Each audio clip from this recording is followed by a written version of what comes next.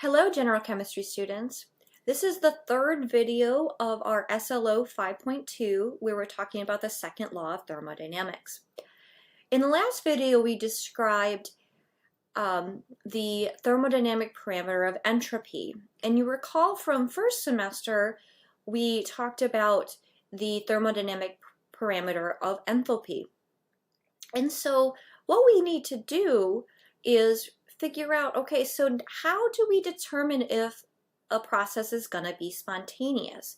And for this, we're using the thermodynamic parameter of Gibbs free energy.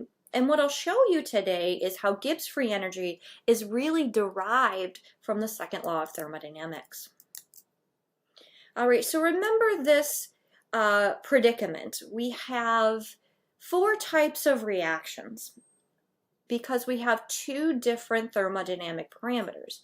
They may both be positive, favorable, meaning the reaction is spontaneous at all temperatures.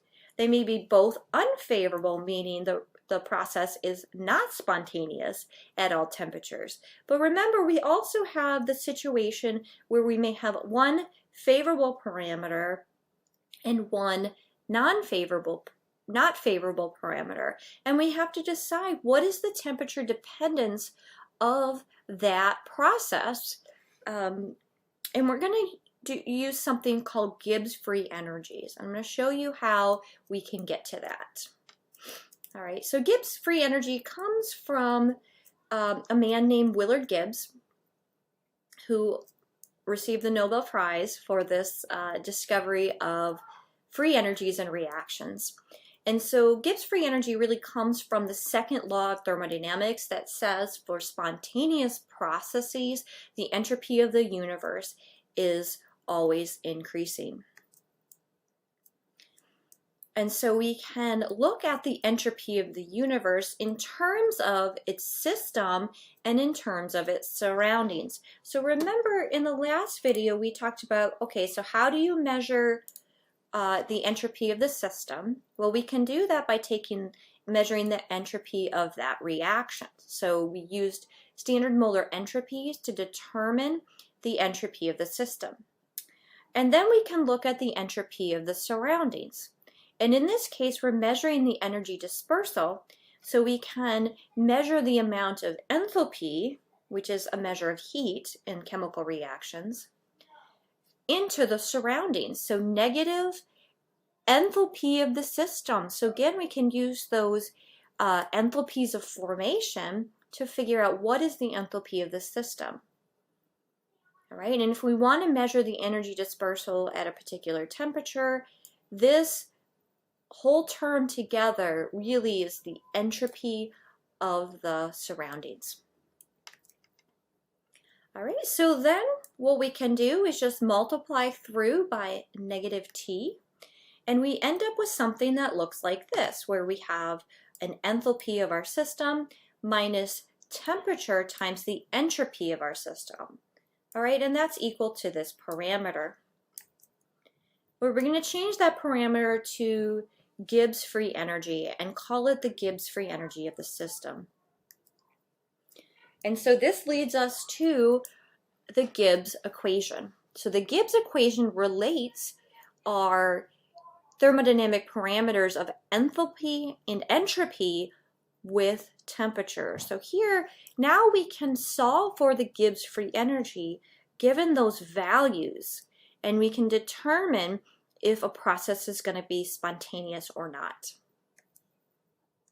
All right, so Gibbs free energy really is the total energy change for a system. So the energy is lost in energy dispersal. So if a reaction is exothermic, meaning a negative enthalpy, and the entropy is increasing, so a positive entropy, then the Gibbs energy must be negative. So a favorable Gibbs energy, meaning if it's spontaneous, will have a negative Gibbs free energy. So the reaction will be spontaneous, it will be product favored. All right, on the other side of the coin, if the reaction is endothermic or a positive enthalpy, and the entropy is negative, then the Gibbs free energy must be positive. In this case, the reaction's not spontaneous. It will be reactant favored.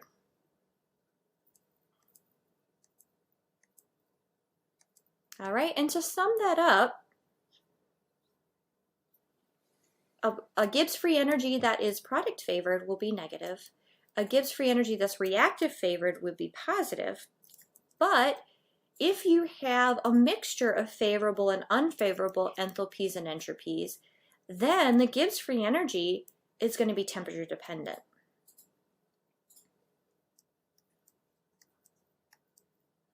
All right, so there's two ways of calculating the Gibbs free energy. One is to use enthalpy and entropy values and use the Gibbs equation.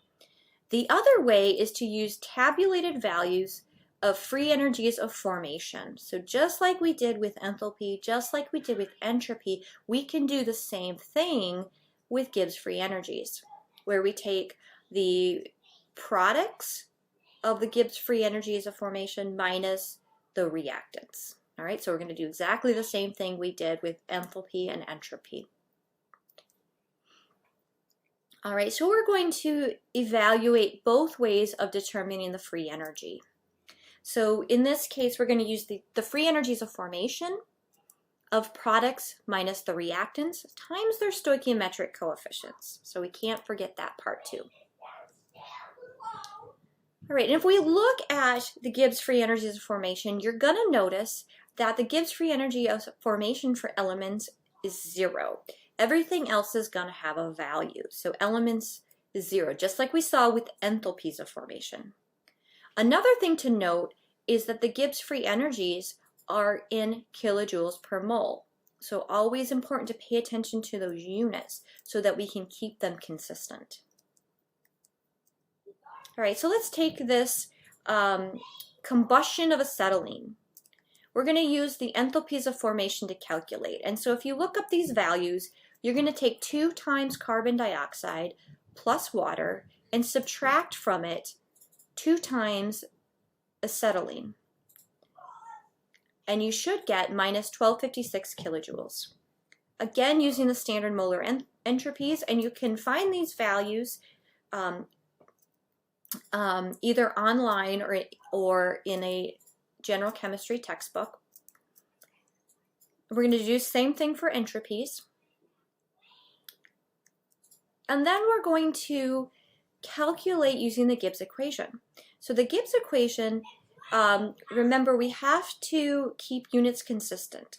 So here I'm going to keep the enthalpy in kilojoules, and then I'm going to change the entropy into kilojoules and multiply times the temperature. And when you do that, you get a negative 1209 kilojoules. So what we can say about this reaction is that it's product favored, but notice that the entropy is negative, which is an unfavorable entropy. But the reaction here is spontaneous, it's product favored, in spite of it being negative, or the entropy being negative. So we can call this reaction enthalpy driven. All right, let's calculate the Gibbs free energy of the dissolution of ammonium nitrate into water. And so this is actually one of those, if you've ever used a cool pack, what happens is ammonium nitrate, when it dissolves into water, it starts to get colder. And because it starts to get colder, what that means is this is an endothermic process. And so the question is the dilution of ammonium nitrate product favored, even though we have an endothermic process? All right, so is this gonna happen? And then we can answer the question, is it enthalpy or entropy driven? All right, so if we use data from thermodynamic tables, we get a positive enthalpy, and we know that just because that's what's in our cool packs. And we have a positive entropy. But the question here is that entropy large enough that we can have a spontaneous process in spite of the fact that it's an endothermic process. And so solving for Gibbs equation, we see that in the end we have a negative Gibbs free energy. So that indicates that the reaction is product favored, because it's negative, in spite of the positive enthalpy. So we can say that the reaction is entropy driven.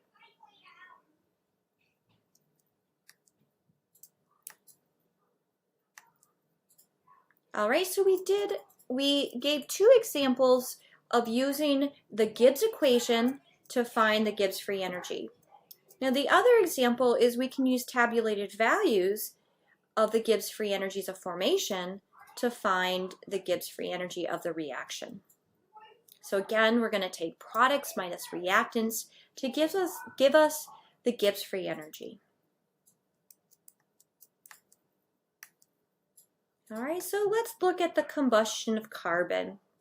So we have carbon and oxygen forms CO2. What you'll notice is that carbon and oxygen are elements, so we really only have to look up what is the Gibbs free energy of carbon dioxide. All right, and when we look that up, we find that the Gibbs free energy of carbon dioxide is minus 394.4 kilojoules. Right, so what that tells us is that the reaction is product favored. Right, a negative Gibbs free energy indicates that the reaction is product favored.